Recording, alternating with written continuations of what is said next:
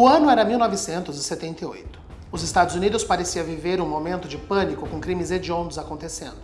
Assassinos como Ted Bundy e Richard Chase, o vampiro de Sacramento, eram assuntos nas páginas de jornal. O Unabomber explodia seu primeiro alvo. Era um ano em que o perigo rondava e a contracultura tentava aliviar com filmes divertidos como Grease sendo um sucesso de bilheteria. E na TV, um programa era muito popular entre os jovens, The Dating Game, algo como o jogo do namoro, que criava uma dinâmica de flerte entre jovens que não se conheciam. Todo o programa, uma pessoa era apresentada para candidatos misteriosos e, através de perguntas, eram eliminados até terminar com aquele que seria seu próximo encontro romântico. Um programa leve, romântico. Acontece que, em uma tarde, um candidato se destacou por seu carisma, piadas divertidas e um certo charme tímido. Mas não seria isso que o levaria ao destaque nos jornais. E sim, o fato de que quem estava no programa não estava apenas atrás de namoradas, mas de vítimas. A história de hoje é sobre Rodney Alcala, a moça que escapou dele, e o filme sobre essa situação extraordinária, A Garota da Vez, uma produção da Netflix. Rodney Alcala e os crimes dele é o que nós falaremos hoje no Investigação Criminal Séries.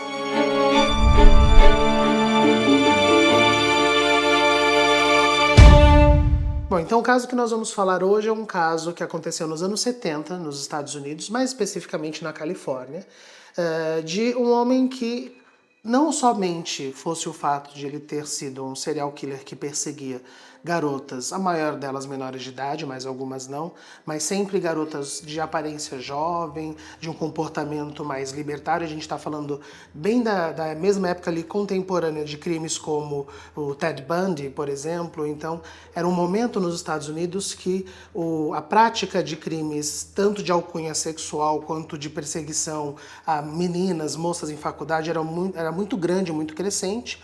Foi nesse momento que este homem surge também como um dos perpetuadores desse tipo de crime.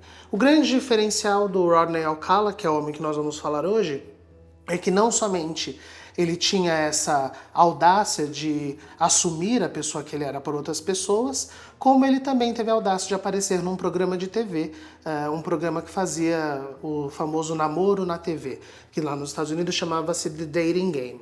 E este comportamento do Rodney, esse fato extraordinário de ele participar de um programa de TV, foi o que serviu de inspiração para Anna Kendrick, a atriz e agora diretora, no seu debut, no seu primeiro filme, que lança esse thriller chamado A Garota da Vez, produzido pela Netflix. Alcala era considerado inteligente e carismático, características que mascaravam sua verdadeira identidade como um assassino brutal.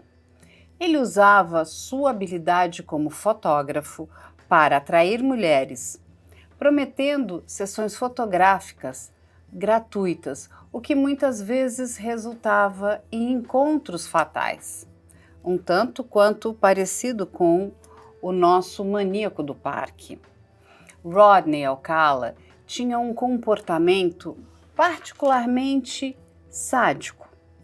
Ele torturava suas vítimas física e psicologicamente, muitas vezes estrangulando-as até que perdessem a consciência e repetindo o ato antes de matá-las definitivamente. Esse comportamento sugere que ele desfrutava do controle e do sofrimento infligido às vítimas. Então vamos lá, o Rodney nasce como Rodrigo Jacques Alcala, ele é filho de um casal mexicano que é o Raul e a Ana Maria. Ele nasce em San Antonio, no Texas, em 23 de agosto de 43. Um fato curioso ali para a gente saber da infância do Rodney é que ele nasce no Texas. Quando ele tem mais ou menos 3 anos de idade, o pai dele decide voltar com a família para o México, para a cidade natal do pai, onde, de acordo com os poucos relatos que nós temos, o pai dele dizia que eles voltariam porque ele tinha uma oportunidade de emprego mais segura no México. Então a Ana Maria, a mãe, os filhos, ele tinha outros irmãos, eram 4 no total, eles voltam, a família volta para o México. No caso do Rodney não volta porque ele nunca tinha ido, é a primeira vez, e quando a família vai ao México, o pai abandona a família e volta para os Estados Unidos, larga a esposa e os filhos. Então esse seria o primeiro trauma familiar que o Rodney vive. Apesar disso, de acordo com os próprios familiares do Rodney, posteriormente, depois que são efetuada a prisão e a imprensa vai atrás de informações, aparentemente o Rodney não teve uma infância nem uma adolescência problemática. Ele era um aluno muito bom, tinha boas notas, um filho bem comportado. A mãe decide mandar os filhos de volta para os Estados Unidos, ali próximo da pré-adolescência, por uma questão mesmo de um estudo melhor, uma base melhor. Ela também depois acaba regressando com eles para os Estados Unidos. E toda a parte estrutural, familiar do Rodney, apesar dessa situação do pai dele ter sumido, ter se tacado no mundo, não gerou nenhum tipo de comportamento estranho. Ele tinha notas exemplares, como eu falei, os registros escolares e testemunhos escolares dele eram exemplares. Então a gente quis trazer essa informação porque é muito comum, quando a gente vai estudar o passado de pessoas com comportamento de serial killer, como o Rodney vai apresentar, que nós encontremos algum tipo de traço estranho, algum tipo de comportamento agressivo, alguma animosidade na infância. Não foi o caso dele. O primeiro comportamento que o Rodney vai apresentar, que poderia ser considerado o ponto de partida da sua agressividade, do seu comportamento fora de um padrão social, seria quando ele começa, aos 17 anos para 18, ele se alista ao exército, mais especificamente no trabalho de paraquedista.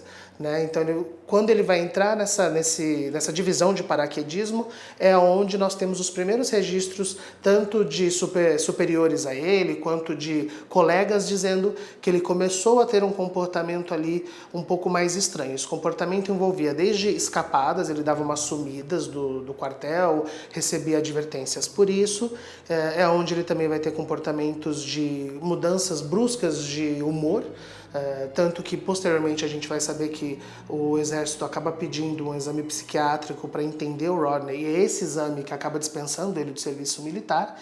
Mas é também nesse mesmo período, e a gente está falando ali de 1961 para 62, é quando o Rodney recebe a notícia que o pai dele morreu. Então ele passa a vida inteira praticamente sem ver o pai, depois que é abandonado no México por ele, e ele recebe a notícia da morte do pai. Coincidentemente ou não, assim que ele recebe a notícia da morte do pai é quando a gente começa a ter os primeiros dados de crimes cometidos pelo Rodney. Crimes esses que envolvem, no início, especificamente o assédio e abuso sexual, sendo que o primeiro crime que ele vai cometer envolve uma menina de apenas 8 anos de idade.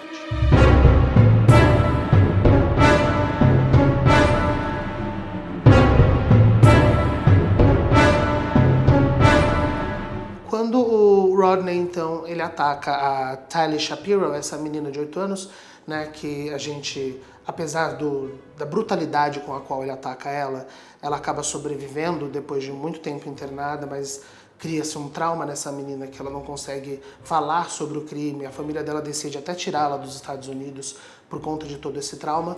Dentro desse período é quando o exército então faz os testes psiquiátricos e psicológicos nele. Eu trouxe aqui, é importante a gente salientar que todos os resultados dos testes, algumas denominações não se usam mais hoje em dia, então eu estou trazendo a nomenclatura dos anos 70, que foi como ele foi diagnosticado na época. Tá? Ele é diagnosticado inicialmente com transtorno de personalidade antissocial crônica, ou seja, uma pessoa que não tem traquejo social, o que a gente pode associar a um traço da psicopatia. Os diagnósticos posteriores também apontaram personalidade narcisista, transtorno de borderline, narcisismo possessivo com traços de psicopatia e sadismo sexual. Então ele tinha um pacote de transtornos e de comportamentos ali que foram os motivos pelo qual ele foi dispensado do serviço militar. A primeira coisa que muitos especialistas e advogados, mesmo analisando a época, os anos 70, trazem é que esse montante de informações psicológicas já seria o suficiente para que fosse analisada uma possível internação, um possível isolamento social, especialmente numa época em que a internação compulsória, a ida para manicômios ou institutos psiquiátricos eram muito mais frequentes do que hoje em dia. Então, é um primeiro ponto a se analisar, e que a gente, quando se aprofunda na história do Rodney, a gente percebe que muitas vezes se negligenciou uma atenção em perceber que aquela pessoa era um perigo para a sociedade muito cedo. Poderiam ter percebido isso muito antes, e a gente vai ver, especialmente nesse caso da Tylee Shapiro, que mesmo o abuso e o assédio sexual sendo tão evidente, o estupro de vulnerável, toda a situação, a sentença não vai chegar a ser tão satisfatória assim. E eu trouxe uma outra curiosidade que é, nesse período, né, do crime da Telly Shapiro, quem investiga o caso é um detetive chamado Steve Hodel.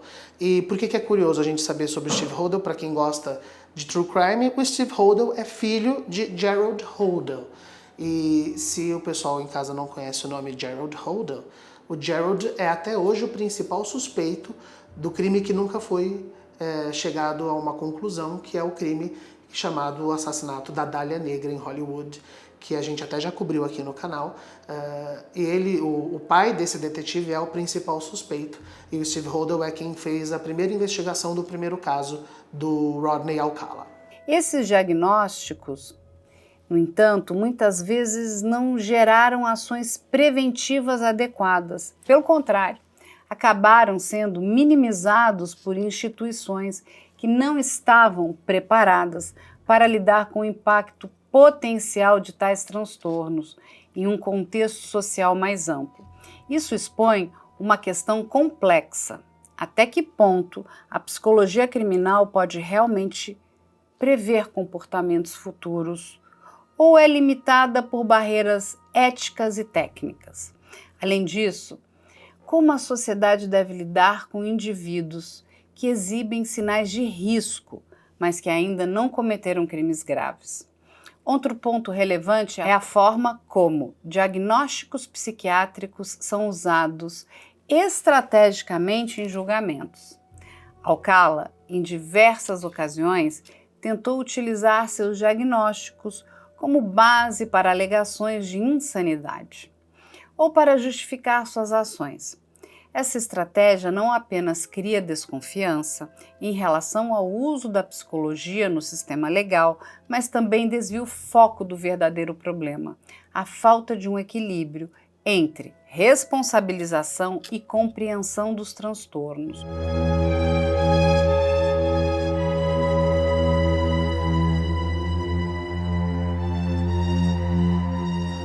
Bom, então, uma vez solto e sob liberdade condicional, com aquela situação de se apresentar à justiça periodicamente, e o Rodney Alcala não somente volta à rotina de vida dele, ele decide utilizar um outro nome, ele começa a se apresentar, e aí ele vai se apresentando com vários nomes diferentes, na verdade, e vai mudando de lugar em lugar para não deixar nenhum tipo de rastro, apesar de ele cumprir essa questão de periodicamente voltar e se apresentar à justiça onde ele deveria. E em julho de 77, ele vai encontrar a sua terceira vítima, de novo, a terceira vítima que nós temos confirmação, porque podem ter tido outras. E essa vítima tem uma curiosidade, a Ellen Jane Hoover, porque ela não era uma pessoa comum, assim, uma pessoa desconhecida. A Ellen era filha de um dos maiores figurões das baladas de Nova York, a gente está falando de um homem que era dono dos principais bares de Nova York, que é o Herman Hoover. E o Herman Hoover pode não ser um nome muito famoso para nós aqui no Brasil, mas só para a gente ter uma ideia, essa vítima, a Ellen Jane, os padrinhos dela eram o Dean Martin e o Sammy Davis Jr., dois dos maiores atores e comediantes da era de ouro de Hollywood.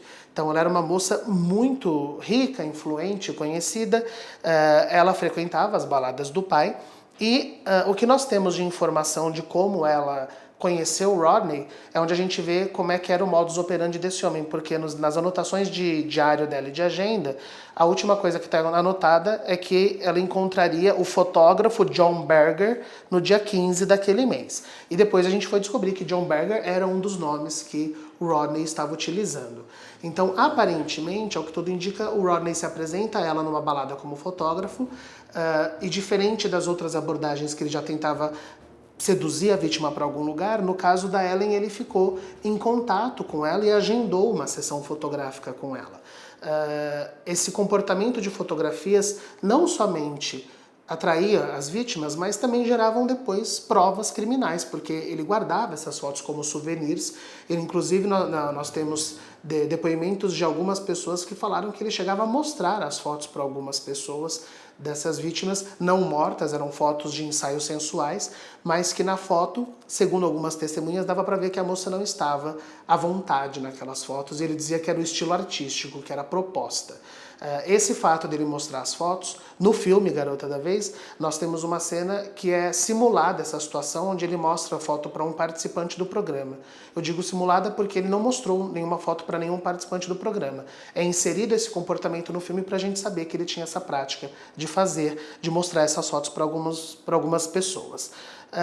Curiosamente, nesse mesmo período de crimes do Rodney Alcala, como eu comentei, a gente estava, especialmente nos Estados Unidos, passando por um costume horrendo, bizarro, de muitos assassinos de garotas, muitos perseguidores e sequestradores de garotas, de meninas, né? Então, nessa mesma região, por exemplo, onde ele cometeu os crimes, outras garotas também apareceram violentadas, estupradas, com um modus operandi muito parecido, que depois foi se descobrir que não tinha sido ele. Essas garotas foram 2 primos que ficaram conhecidos como os estranguladores de Hillside. Então, é da mesma época, na mesma região, crimes cometidos com os mesmos traços de crueldade, com assinaturas muito parecidas, né? Não é considerado o que nós chamamos de copycat, que é quando um assassino copia o modus operandi do outro, porque eles eram contemporâneos, ou seja, os dois estavam acontecendo simultaneamente e ainda não havia nenhum registro para que um soubesse do comportamento do outro, né? Então é uma estranha coincidência de um momento dos Estados Unidos e do mundo, na verdade, onde nós não tínhamos nem tanta vigilância em cima das pessoas, onde a prática de mochileiros, de pessoas fugirem de casa era muito grande, e isso dava uma base muito produtiva, infelizmente, para que esses assassinos encontrassem as suas vítimas. E aí, é nesse período, entre 77 e 78, que nós chegamos no fator que vai desencadear o filme produzido pela Netflix, que é a audácia de Rodney Alcala, que neste momento já estava na lista dos mais procurados pelo FBI. Neste momento o rosto dele já tinha saído em vários lugares e ainda assim ele decide se candidatar ao programa The Dating Game. He might find him skydiving or motorcycling. Please welcome Rodney Alcala. Rod, welcome. Então vamos falar um pouquinho do Dating Game, esse programa muito célebre, muito famoso nos Estados Unidos durante muitas décadas. Aqui no Brasil foi um formato que o Silvio Santos trouxe para o SBT com o nome de Em Nome do Amor, depois Namoro ou Amizade, era o mesmo estilo. A diferença principal é o formato que no Dating Game todo dia era um candidato que tinha 3 pretendentes para namorá-lo. Às vezes era um homem e 3 mulheres, às vezes uma mulher e 3 homens. E a ideia do programa é que essa pessoa que está a fim de namorar vai fazendo perguntas e os candidatos vão respondendo, só que eles não se veem. Ela vai escolher a pessoa em cima das respostas e aí no final do programa é revelado o rosto de quem você escolheu. O Rodney Alcala vai participar desse programa então, onde nós temos a candidata a namoro, que é a Cheryl. O filme é dirigido e interpretado pela Anna Kendrick, fazendo o papel de Cheryl. Ela faz uma pequena alteração, que a Cheryl original é com S, a do filme é com C. Essa alteração é, na verdade, já para sugerir que o filme não se baseia em quem é a Cheryl. Isso por 2 motivos. A Cheryl ela foi protegida pelo programa de proteção à testemunha. A gente não tem muita informação sobre ela decidiu e optou também pelo anonimato. Então, a Anna Kendrick não tinha como fazer uma biografia ou algo que fosse muito fidedigno a quem era aquela pessoa. Então, ela cria uma personagem dentro daquela situação. Eu vou comentar ainda hoje no finalzinho quais são os fatos que o filme acerta e erra de acordo com os fatos reais. No programa original, a Cheryl então tem 3 candidatos e o Rodney é o candidato de número 1. E o Rodney começa a ser extremamente engraçado, fazendo piadinhas de duplo sentido. A plateia vai ficando muito mais pro lado dele do que pro dos outros. E isso facilita a Cheryl escolher ele como candidato final. E essa situação é a grande curiosidade, porque por um momento esse homem que tinha a tendência de escolher mulheres para estuprá-las e matá-las, praticamente escolheu a próxima vítima num programa de televisão na frente de todo mundo. A sorte da Cheryl é que no programa de TV, assim que ela escolhe, que é revelado quem é, que ela olha no olho dele, ela, de acordo com a produtora do programa, ela conta para a produtora que ela sentiu um calafrio muito estranho, teve um mau pressentimento e pediu para a produtora para não dar sequência no encontro, porque no programa o prêmio era que o casal teria o encontro e um passeio dado de presente pela produção.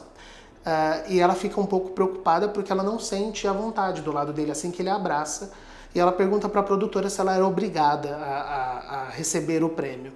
E a produtora diz que não, que ela não é obrigada, então ela não chega a ter nenhum encontro com Rodney Alcala na vida real, o que livra a Cheryl de ser uma possível vítima desse homem. Uma curiosidade que o filme não diz e que muitas pessoas levantam é como é que um homem que era um dos mais procurados pelo FBI, uma pessoa que o rosto tinha saído em vários jornais, como é que ele vai participar de um programa de TV abertamente e a emissora não faz nada? E aí a gente descobre, hoje em dia parece até um pouco absurdo, mas naquela época ninguém fazia pesquisa de absolutamente nada. A gente ainda não tinha bancos de dados tão confiáveis ou mesmo acessíveis por conta de internet. Então a emissora não fez nenhum tipo de pesquisa, nunca tinha feito, na verdade, de nenhum candidato. Então Rodney chega num programa de TV em rede nacional sem a emissora fazer nenhum tipo de background sobre ele. E para a gente ter a noção do tamanho desse programa, para a gente entender que a gente não está falando de uma emissora pequena, algumas pessoas que já participaram do Dating Game, que eu puxei para a gente saber nomes, foi Michael Jackson, Arnold Schwarzenegger e Sally Fields. Eles foram candidatos a escolher namorados neste programa de TV, então não era um programa de pouca repercussão. Esse episódio nos força a refletir sobre como as plataformas de mídia muitas vezes criam heróis e vilões com base em percepções superficiais, ignorando as complexidades da realidade. O que a história desse homem, o Alcala, nos ensina é que o carisma não deve ser confundido com confiabilidade, especialmente em espaços públicos como a televisão. Finalmente, a participação de Alcala no The Dating Game expõe uma questão mais ampla. Como programas de televisão e outras plataformas populares moldam a forma como percebemos perigos e riscos. A ideia de que alguém como Alcala poderia aparecer em rede nacional, ser celebrado e escolhido como um par ideal, é um lembrete de que a sociedade muitas vezes romantiza figuras que se conformam a padrões de comportamento e aparência esperados. A falta de triagem rigorosa em programas como esse é um reflexo de uma cultura que prioriza entretenimento sobre ética. Revisitar esse caso nos obriga a reconsiderar a responsabilidade das plataformas midiáticas na construção de narrativas e a importância de mecanismos que protejam participantes e público.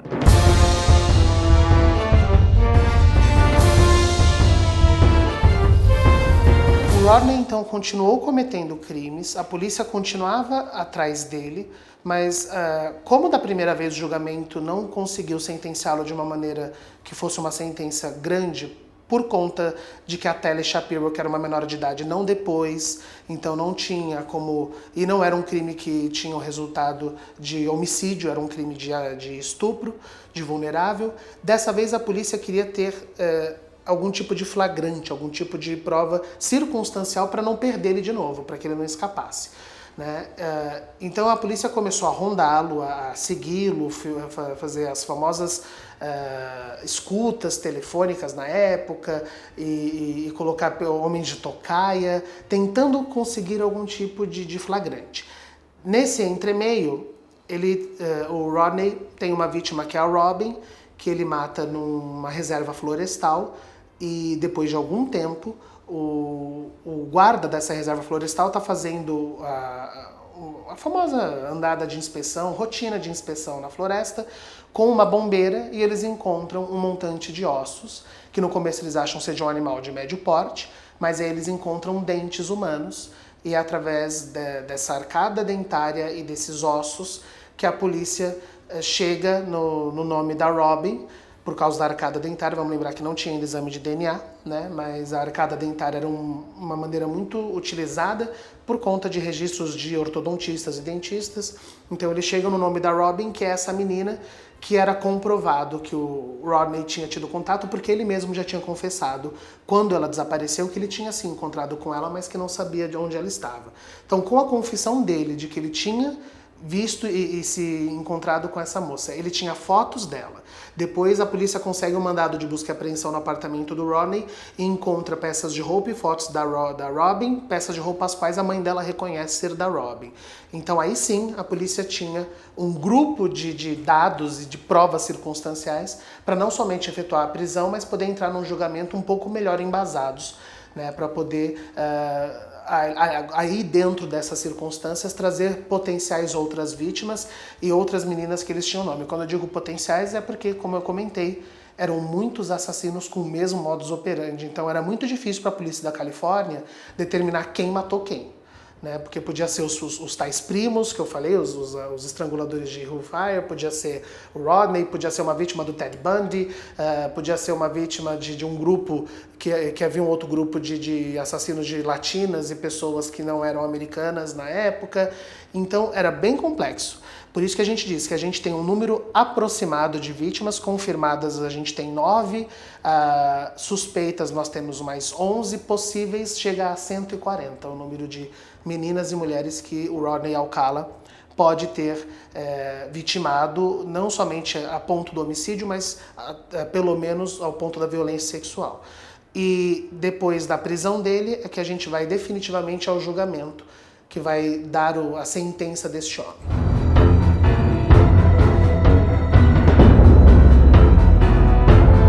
Vou passar aqui rapidamente, para quem tiver curiosidade, né? Como eu falei, nós temos outras vítimas. Essas vítimas que eu vou citar, elas foram encontradas e descobertas muito tardiamente, em 2010, quando a polícia decide publicar na internet as fotos que foram encontradas no apartamento do Alcala.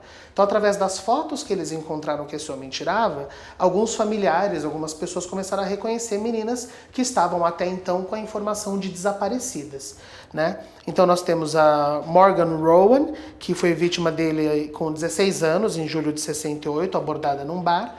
A Pamela Lambson, que tinha 19 anos, e suspeita-se que a abordagem também foi como ele dizendo ser fotógrafo.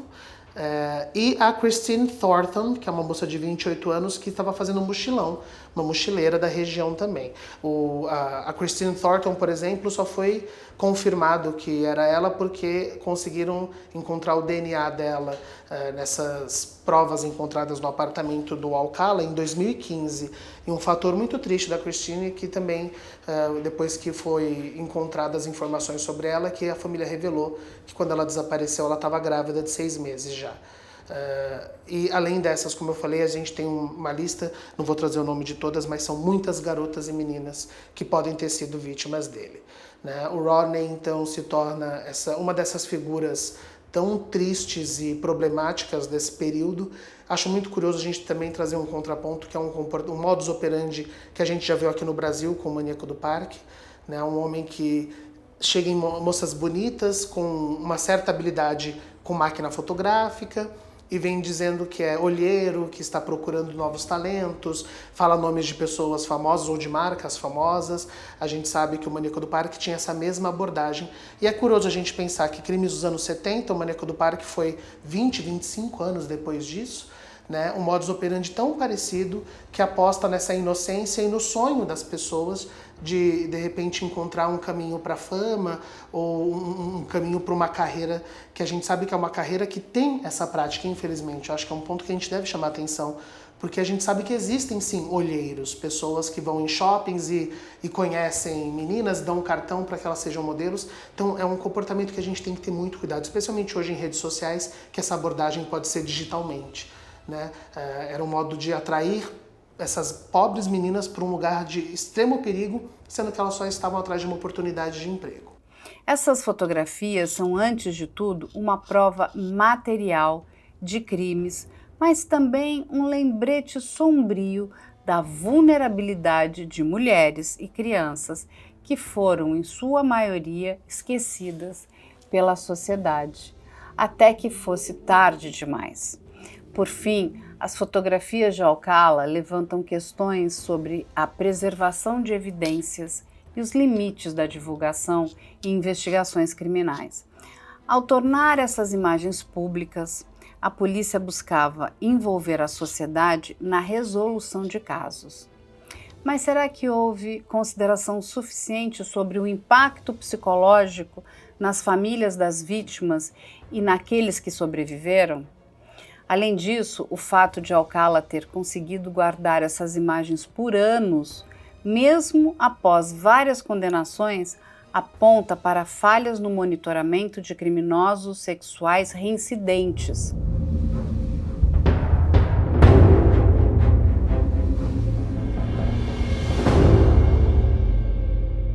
Além do filme, nós temos documentários produzidos, mas o Garota da Vez é o filme do momento da Netflix, né? Como eu falei, dirigido pela Anna Kendrick. Ele vai mostrar bastante desse modus operandi, ele vai focar bastante no Alcala como esse fotógrafo aspirante e vai mostrar essa relação com a Sharon Dating Game. É importante a gente saber, como eu falei, que a Sharon não é a Cheryl da vida real. A Anna Kendrick, ela constrói, na verdade, no filme, uma análise social do que era o silenciamento feminino na época, como a mulher era objetificada e como os depoimentos, como as denúncias de muitas mulheres da época eram invalidadas por serem garotas consideradas sensuais, que não eram meninas de família, vamos dizer assim, especialmente essas meninas que iam fazer mochilão, que eram tidas como meninas que não tinham um comportamento muito adequado e como elas eram invisibilizadas. Então no filme, a Anna Kendrick, ela tem uma informação que é fato, que a Cheryl na vida real também era uma atriz, e ela interpreta uma atriz no filme, mas as comparações vão parar por aí, na verdade. Porque a Cheryl na vida real, ela foi uma moça muito obediente no programa, seguiu todos os protocolos direitinho. O programa, quem tiver curiosidade de assistir no YouTube, tem o programa The Dating Game com a Alcala. Mas é um programa muito normal, na verdade, especialmente do lado da Cheryl, não tem nada de demais. O que eu acho curioso é que o filme não traz algumas coisas que o Alcala faz no programa real que são muito bizarras. Tem um momento, por exemplo, do programa que a Cheryl pede pro Alcala se comportar como um homem mais velho para mostrar como ele abordaria ela. E ele começa a rosnar, fazer uns barulhos meio grotescos. E em um momento ele fala que gostaria de... ela pergunta qual é o seu momento preferido do dia. Ele fala à noite, porque à noite a gente pode fazer o que quiser e ninguém vê. Então ele vai dando umas informações e depois que a gente descobre quem é aquele ser humano, vai ficando bem mais bizarro. Uma coisa que o filme traz que é fato é que ele falou realmente para um dos competidores no intervalo que ele ia ganhar o programa porque ele tinha o hábito de sempre conseguir a garota dele e fazer com ela o que ele quisesse.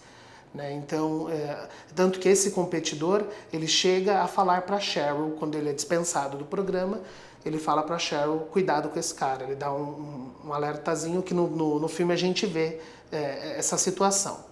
Né? Outras coisas que o filme tem pra gente bater fatos e não fatos aqui. O apresentador do programa não é o apresentador do filme. O filme cria um outro apresentador para também criar uma relação machista. Porque o apresentador do filme, ele quer colocar a Cheryl de decote, ele começa a querer manipular as perguntas dela, e o apresentador do programa original não tinha esse comportamento, a gente não tem nenhum registro de que ele foi machista ou objetificava as meninas, muito pelo contrário, ele era um apresentador muito conhecido por ser muito elegante. Mas o filme decide colocar esse comportamento mais do homem da época do que do apresentador em si, para gerar esse conflito sexual, né, o conflito dos dois gêneros ali no programa. A Cheryl não improvisa perguntas na vida real. No filme, a Anna Kendrick chega uma hora que ela decide ignorar as fichinhas que ela recebe e fazer perguntas da vontade dela para provocar mais os competidores. Então toda essa dinâmica do filme, que é para dar um pouquinho mais de empolgação no programa, é tudo ficção, é importante a gente saber. Tá? O filme também coloca interações com a Cheryl que não existiram na vida real. Como, por exemplo, no filme eles chegam a ter um encontro. No filme, a Cheryl e a Alcala vão para uma lanchonete, um restaurante, e é nesse lugar que ela começa a perceber que ele é um homem estranho. Então, o filme cria essa situação para a gente imaginar a Cheryl como quase uma vítima. Na vida real não foi tão próximo assim o perigo que ela correu, porque ela percebeu, como eu comentei, nos bastidores, né? Então ela não chegou a ter nenhum tipo de encontro, mas o filme gera essa cena ficcional. Então, em suma, se você me perguntar se o filme é uma fonte excelente para quem quer conhecer o crime, não. Para quem quer conhecer o crime, falta muita informação no filme. Para quem quer conhecer os detalhes do que o Alcala fez, não é a melhor fonte. Os documentários são melhores. Mas o filme tem um traço competente, sim, de mostrar o modus operandi, o comportamento. E mais importante, o quão perigoso pode ser esse mundo dos relacionamentos imediatos. Né? A gente que hoje vive essa situação de redes sociais, de apps de namoro, a gente aqui no canal tantas vezes relata golpes em Tinder e outros aplicativos de relacionamento. O filme vai mostrar como essa situação coloca a pessoa numa vulnerabilidade emocional, uma carência que pode levar ela a cair no papinho de pessoas que às vezes podem ser golpistas financeiros, mas podem chegar a extremos como o Rodney Alcala, que vitimou tantas mulheres que queriam apenas boas fotos e, em alguns casos, um relacionamento. E aí eu trouxe uma curiosidade para a gente encerrar, que ele não foi o único assassino a aparecer na televisão. Eu trouxe mais dois para a gente saber. Um no País de Gales, o John Cooper, participou de um programa chamado Bullseye, em 89, que era um programa do tipo participar de jogos para ganhar dinheiro. Curiosamente, o John Cooper também, um estuprador e assassino que vitimou 6 meninas no mínimo, também não temos o número exato. E o outro foi na França, o François Véron, que lá foi conhecido como Le Grêle, que é um apelido muito grosseiro dado para quem tem feridas de catapora no rosto, né, que é como se fosse a grelha. E ele ficou conhecido com esse nome porque ele tinha essas feridas. E o François Véron participou também de um game show valendo dinheiro nos anos 80. E o comportamento dele também tem um modus operandi muito parecido, de seduzir meninas, vitimá-las em atos sexuais e assassinato. Confirmadas 3 vítimas, mas potenciais 9. E espero que seja a última vez que a gente fala de uma pessoa que aparece na TV com tamanha audácia. A gente hoje vive tantos reality shows, que seja feita pesquisas sérias dos candidatos antes que eles sejam colocados em rede nacional.